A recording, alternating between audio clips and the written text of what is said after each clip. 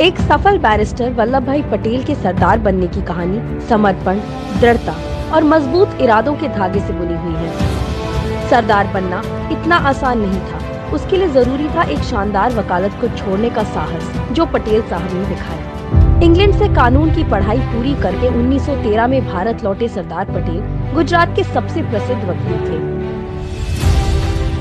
1917 में प्लेग संकट में पटेल साहब ने उस प्रसिद्धि को त्यागते हुए अहमदाबाद म्यूनिसिपैलिटी बोर्ड के सदस्य के साथ ही स्वच्छता समिति के चेयरमैन का दायित्व चुना।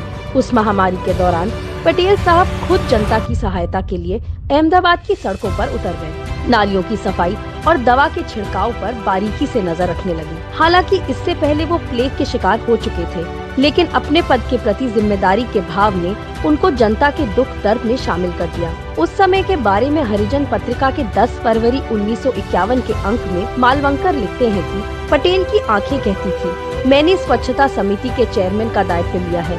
अगर मैं अपने पद का दायित्व छोड़ता हूँ तो ये लोगों के साथ विश्वासघात होगा। मैं बचाव में जुटे अपने सफाई कर्मचारियों को यहाँ प्लेग के जोखिम में छोड़कर अपनी सुरक्षा के लिए कैसे भाग सकता हूँ। इसी बीच चंपारण सत्याग्रह की सफलता से गांधी जी की लोकप्रियता चरम पर थी।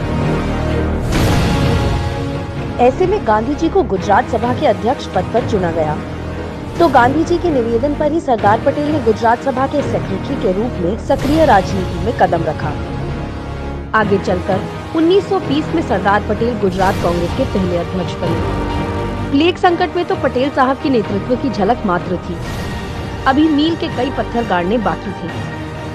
अभी तो पटेल साहब के लौ इरादों से ब्रिटिश हुकूमत की नींव हिलनी बाकी थी। जय हिंद।